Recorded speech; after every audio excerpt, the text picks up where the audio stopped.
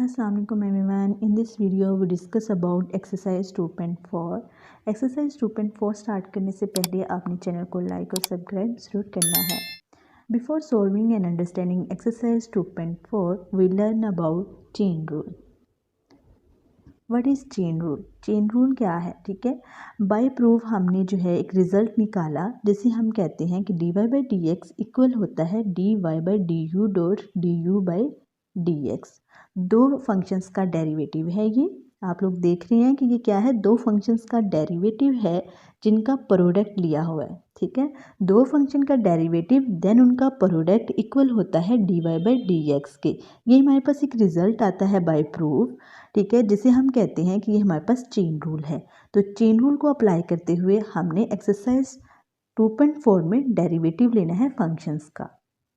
तो सबसे पहले मैं आपको एक बेसिक एग्जांपल दूंगी, एक सिंपल सी एग्जांपल जिसे आप लोग अंडरस्टैंड करने के बाद क्वेश्चंस को इजीली समझ जाएंगे. तो हमारी जो फर्स्ट एग्जांपल है स्टूडेंट्स, वो ये है कि हमें एक फंक्शन गिवन दिया हुआ है और जिसका डेरिवेटिव उन्होंने कहा है कि विद रिस्पेक्ट टू एक्स लेना है. ठीक है, हमें एक ही फंक्शन गिवन है और इस फंक्शन को सबसे पहले सोल्यूशन में आप लोगों ने लेट कर लेना है y के इक्वल. स्टूडेंट्स आपने यहाँ पे सब्स्टिट्यूशन करनी है. जब आप सब्स्टिट्यूशन करेंगे देन ही आपके पास एक न्यू फंक्शन बन जाएगा. ठीक है, ये हम एक फंक्शन क्रिएट कर लेंगे. हमारे पास यहाँ पे दो फंक्शन जब क्रिएट हो जाएंगे तो हम इन दोनों का डेरिवेटिव लेंगे. दोनों का डेरिवेटिव लेते हुए आप लोग जब उन दोनों डेरिवेटिव्स का डॉट प्रोडक्ट लेंगे देन आप लोग चेन रूल अप्लाई करते हुए जो है dy by dx की वैल्यू फाइंड आउट कर लेंगे. तो चलिए चलते हैं हम अपनी एग्जाम्पल की तरफ. सबसे पहले हमने सोल्यूशन में क्या किया कि let y is equal in this function and u is equal this. कैसे आप लोगों ने सब्स्टिट्यूशन की है कि जो y फंक्शन है जिसकी पावर 9 है. ठीक है, ये अंदर वाला फंक्शन जो है x³ + 1 हमने उसे u का नाम दे दिया. अगर हम कहते हैं कि u की इक्वल है देन हम इसी में इस वैल्यू को पुट करें तो हमारे पास एक नया फंक्शन बन जाता है y इज इक्वल u की पावर 9. मतलब हमने सिंपली क्या किया है कि इस वैल्यू की जगह हमने u पुट कर दिया. पुट करने के बाद हमारा क्या स्टेप आता है कि now apply derivative at both sides and differentiate with respect to u. ठीक है, तो सिंपली हमने क्या किया कि उस फंक्शन के दोनों तरफ जो है वो डेरिवेटिव अप्लाई कर दिया. तो जब भी आप लोगों ने डेरिवेटिव अप्लाई करना है तो हम y फंक्शन का डेरिवेटिव ले रहे हैं विद रिस्पेक्ट टू u. हम u की रिस्पेक्ट क्यों ले रहे हैं? क्योंकि हमारे पास जो वेरिएबल है फंक्शन का वो u है. फंक्शन का वेरिएबल जो होगा उसके रिस्पेक्ट हम डेरिवेटिव लेंगे. जैसे कि यहाँ पे हमारे पास u वेरिएबल है तो हम डेरिवेटिव लेंगे विद रिस्पेक्ट टू u, इस तरह. तो सिंपली हमने क्या किया जी, यहाँ पे दोनों तरफ डेरिवेटिव अप्लाई कर दिया विद रिस्पेक्ट टू u. ये हमारे पास ऑपरेटर है डेरिवेटिव लेने का dy by du. ठीक है, तो यहाँ पे हमने ऑपरेटर अप्लाई करते हुए इसे क्वेश्चन को सोल्व करना है. सिंपली हमने कहा कि y का डेरिवेटिव है विद रिस्पेक्ट टू u, इसे ऐसे ही लिख दिया. और फंक्शन का डेरिवेटिव किस तरह लिया, एक्सरसाइज 2.3 में हमने सीखा था डेरिवेटिव लेना. तो यहाँ पे आप लोग सोचें क्या अप्लाई हुआ है. ठीक है, यहाँ पे हमारा अप्लाई हुआ है पावर रूल. क्या था जी पावर रूल हमारा? पावर शुरू में देन वेरिएबल की पावर में से एक कम और देन फंक्शन में जो वेरिएबल है उसका डेरिवेटिव. सिंपली हमने यही यहाँ पे लिखा है. तो डेरिवेटिव जो है u वेरिएबल का विद रिस्पेक्ट टू u हमारे पास 1 आ जाएगा. ठीक है, और 9 में से 1 कम कर दो तो 8 आ जाएगा. तो हमारे पास क्या आंसर आ जाता है dy by du का 9u की पावर 8. तो ये हमने एक फंक्शन जो हमने यहाँ पे न्यू फंक्शन बनाया था उसका डेरिवेटिव आ गया हमारे पास. अब हमने क्या करना है, सिंपली हमारे पास जो u है u इज इक्वल है x³ + 1. यहाँ पे मिस प्रिंट हुआ है. ठीक है, तो यहाँ पे ये टर्म आएगी. u हमारे पास कहाँ से आया, जो हमने सब्स्टिट्यूशन यहाँ पे की थी कि u हमारे पास इस टर्म के इक्वल है. ठीक है, तो अब हमने इस u का डेरिवेटिव ले लेना है विद रिस्पेक्ट टू x. अब आपके माइंड में दोबारा क्वेश्चन आएगा कि अब हम derivative with respect to x क्यों ले रहे हैं। तो अब हमारे पास जो फंक्शन है उसमें हमने देखा हमारे पास एक्स वेरिएबल है, ठीक है, और यू का हमने डेरिवेटिव लेना है।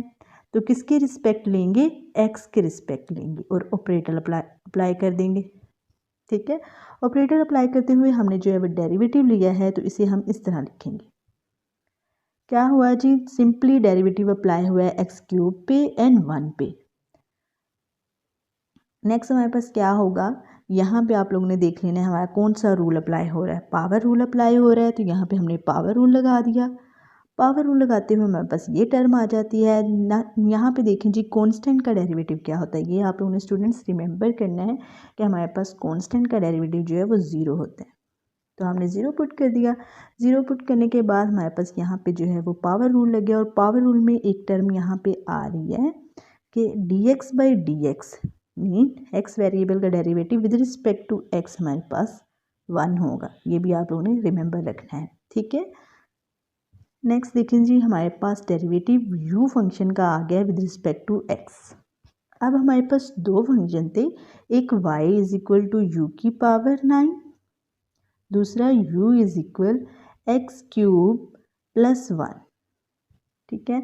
दोनों का हमने डेरिवेटिव लिया d by d x d u, इसका derivative with respect to u लिया एंड u का derivative with respect to x लिया हमने।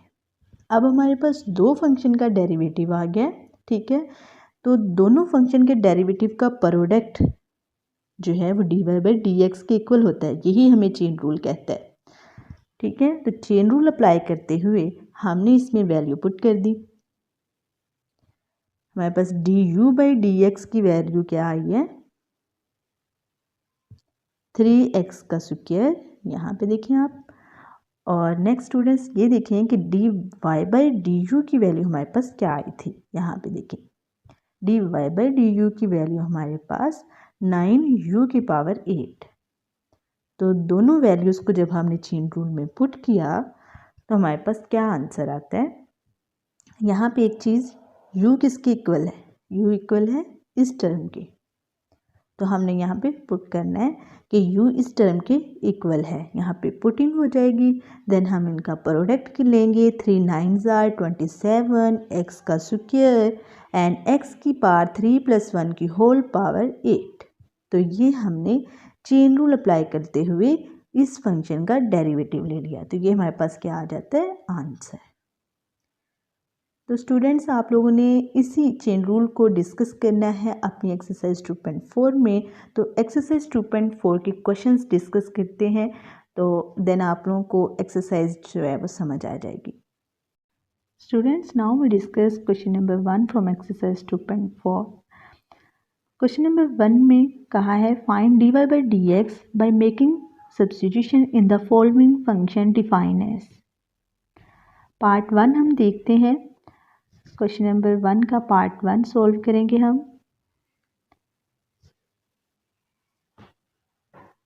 We use chain rule in this question. सबसे पहले आपने सब्स्टिट्यूट करना है गिवन फंक्शन को। सब्स्टिट्यूट करते हुए आप लोगों ने एक और फंक्शन जो है वो क्रिएट करना है। This is our step number 1। u is equal 1 minus x 1 plus x.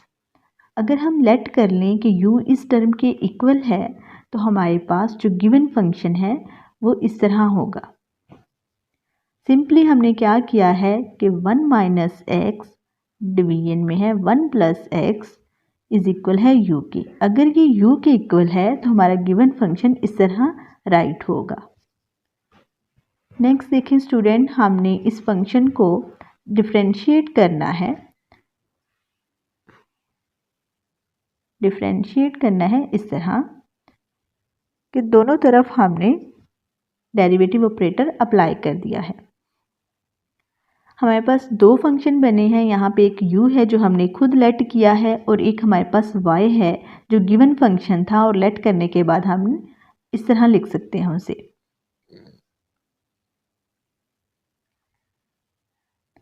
जब हमने डिफरेंशिएट करना है u फंक्शन को तो हमने ऑपरेटर अप्लाई कर दिया है। अब हमने देखा है यहाँ पे कि डेरिवेटिव का कौन सा रूल अप्लाई हो रहा है। तो हमारा जो गिवन फंक्शन है वो हमारा डिवीजन में है, तो इसका मतलब इस पे कौन सा रूल अप्लाई होगा, कोशेंट रूल अप्लाई होगा।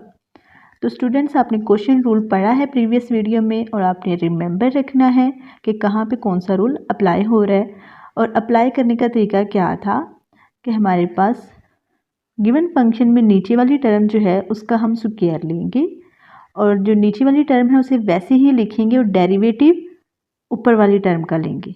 डेरिवेटिव किस पे अप्लाई हुआ है, ऊपर वाली टर्म पे अप्लाई हुआ है और साइन मिड में जो है वो नेगेटिव साइन आएगा। देन आप लोग ऊपर वाली टर्म को ऐसे ही लिख देंगे एज इट इज़ और नीचे वाली टर्म का डेरिवेटिव लेंगे। तो ये हमने अप्लाई कर दिया है quotient rule. Quotient rule apply करने के बाद हमने डेरिवेटिव ले लिया है इस टर्म का एंड इस टर्म का। डेरिवेटिव लेने के बाद आप लोगों ने इस ऊपर वाली टर्म को सॉल्व कर लेना है जैसे यहाँ पे लिखा हुआ है, ठीक है। तो यहाँ पे जब इसे सॉल्व किया है तो आप देखिए कि -1 एंड -1 क्या हो गया, -2 एंड -x + x। वेरिएबल के साथ ऑपोजिट साइन है तो हमने ये कटिंग कर दिया। यहाँ पे हमारे पास -2 रह गया और नीचे है 1 + x की होल पावर x। तो ये हमारे पास डेरिवेटिव आ गया u फंक्शन का विद रिस्पेक्ट टू x। अब हमारे पास एक फंक्शन का डेरिवेटिव आ गया जिसे हमने लेट किया था। नेक्स्ट आप लोग राइट डाउन कर लें। उसके अलावा मैं आप लोगों को इस ऐप का जो है वो लिंक डिस्क्रिप्शन में दे दूंगी जिससे आप लोग नोट्स प्रिपेयर कर सकते हैं। नेक्स्ट हमारा जो फंक्शन है, जो गिवन फंक्शन है और जिसे हमने लिखा है u की पावर 1/2, इसका आप लोगों ने डेरिवेटिव लेना है विद रिस्पेक्ट टू u। हमारे पास जो गिवन फंक्शन है उसका वेरिएबल u है और इसे हमने y के इक्वल रखा हुआ है, तो इसका डेरिवेटिव जब अप्लाई करेंगे बोथ साइड, तो यहाँ पे हम डेरिवेटिव ऑपरेटर अप्लाई कर रहे हैं y पे। नेक्स्ट डेरिवेटिव ऑपरेटर अप्लाई हो रहा है फंक्शन पे, derivative with respect to u ले रहे हैं और फंक्शन हमारा है u की पावर 1/2। तो अब देखिए हमारा जो फंक्शन है उसमें वेरिएबल के ऊपर क्या है, पावर है। अगर पावर है तो हम क्या अप्लाई करेंगे, पावर रूल अप्लाई कर देंगे जैसे यहाँ पे लिखा हुआ है, ठीक है। सिंपली क्या किया है, पावर रूल अप्लाई किया है। पावर रूल अप्लाई करने के बाद हमने ये कहा कि हमारे पास जो u है वो इक्वल है 1 - x डिवाइडेड बाय 1 + x के। ये हमने खुद लेट किया था, तो यही हमारी जो सब्स्टिट्यूशन है वो कहाँ पे पुट हो जाएगी, इस u की जगह हमने ये वैल्यू पुट कर दी। अब इसकी जो पावर है वो -1/2 है, पावर यहाँ पे -1/2 है। तो अब इसे कैसे सोल्व करना है, अब देखिए यहाँ पे क्या किया है, हमारी पावर नेगेटिव थी तो हमने पावर को पॉजिटिव किस तरह किया है, कि जो हमारी फंक्शन है 1 - x डिवीजन में है 1 + x, इसकी पावर है -1/2 और अगर हम 1 + x डिवाइड बाय 1 - x लिखें तो हमारी पावर जो है वो पॉजिटिव हो जाएगी। हमने इस वैल्यू को ऑपोजिट लिख दिया है तो हमारी पावर क्या हो गई है, पॉजिटिव हो गया है। जब भी हमारे पास ऊपर वेरिएबल होता है और नीचे भी वेरिएबल होता है तो हम वेरिएबल्स को क्या कर लेते हैं, इनकी पावर्स को सोल्व कर लेते हैं। तो सेम एज इट इज़ हमने जो है नीचे वाली वैल्यू को ऊपर लिखा है, ऊपर वाली को नीचे लिखा है, तो हमारी पावर जो है वो पॉजिटिव हो गई है। तो सिंपली यहाँ पे इन्होंने ये किया है, इसके बाद उन्होंने 2 को मल्टीप्लाई करवा दिया तो हमारे पास ये आंसर आ गया जो फंक्शन हमने क्रिएट किया था बाय सब्स्टिट्यूशन। तो हमारे पास 2 वैल्यूज़ आई हैं, ठीक है। डेरिवेटिव लेने के बाद दोनों फंक्शंस की अलग अलग वैल्यूज़ आ गई हैं। अब हमने क्या करना है, चेन रूल अप्लाई करना है। चेन रूल आप लोगों ने डिस्कस किया है पहले भी। हमारा चेन रूल क्या है, dy/du इज इक्वल है dy/du डॉट du/dx। अब आप लोगों ने इसे इस तरह नहीं कहना कि du से कटिंग हो रहा है तो हमारे पास dy/dx की वैल्यू आ रही है, इस तरह नहीं आ रही। ये बाय प्रूव हमारे पास रिजल्ट आता है। इस तरह आप लोग रिमेंबर इस तरह इसे कर सकते हैं कि dy/dx की जब वैल्यू फाइंड करनी है तो हमने चेन रूल अप्लाई करना है। तो हमारा चेन रूल क्या है, dy/du du/dx dx। तो चेन रूल लगाने के बाद आप लोगों ने इसमें वैल्यूज़ पुट करनी है। हमारे पास कितनी वैल्यूज़ आई हैं, 2 वैल्यूज़ आई हैं। एक तो हमने फाइंड किया y का derivative with respect to u, दूसरा हमने u का derivative with respect to x find out किया है। ठीक है, ये दोनों वैल्यू हमने फाइंड आउट कर ली हैं डेरिवेटिव लेने के बाद। तो हमने इन वैल्यूज़ को यहाँ पे पुट कर दिया। सिंपली क्या किया है जी, वैल्यूज़ पुट की हैं। पुट करने के बाद आपस में ये मल्टीप्लाई हो रही हैं, तो आप लोगों ने मल्टीप्लाई कर लेना है। यहाँ पे हमने क्या किया जी, 2 से कटिंग हो रहा है, कटिंग कर दिया। उसके अलावा हमारे पास 1 प्लस एक्स की पावर 1/2 है ऊपर, नीचे जो है इसी टर्म की पावर जो है वो 2 है। तो हमने क्या किया, ऊपर वाली पावर को नीचे माइनस कर दिया। ठीक है, वेरिएबल जो है वो सेम है, बेस सेम है, तो पावर को हम इस तरह सॉल्व कर सकते हैं। तो सिंपली हमने जी पावर को सॉल्व कर लिया। कैसे कि 2 - 1/2, इसका एलसीएम आप ले लें तो -1 = आएगा 3/2। तो इस तरह आप लोगों ने इस पावर को जो है वो सोल्व किया है। सोल्व करते हुए हमारे पास आंसर में ये है 3/2। उसके अलावा हमारे पास जो अंडर रूट में टर्म है 1 - x की पावर 1/2 है, तो 1/2 है तो हम इसे अंडर रूट में लिख सकते हैं 1 - x। तो यहाँ पे उन्होंने ये काम किया है। तो इस तरह हमने चेन रूल अप्लाई करके क्वेश्चन जो है सोल्व कर लिया है। क्वेश्चन नंबर 1 का हमने पार्ट 1 सोल्व किया है और पार्ट नंबर 2 आप लोगों ने खुद सॉल्व करना है। और अगर किसी भी चीज़ में आप लोगों को किसी भी क्वेश्चन में प्रॉब्लम आ रही है तो आप लोग कमेंट सेक्शन में मुझे बता सकते हैं।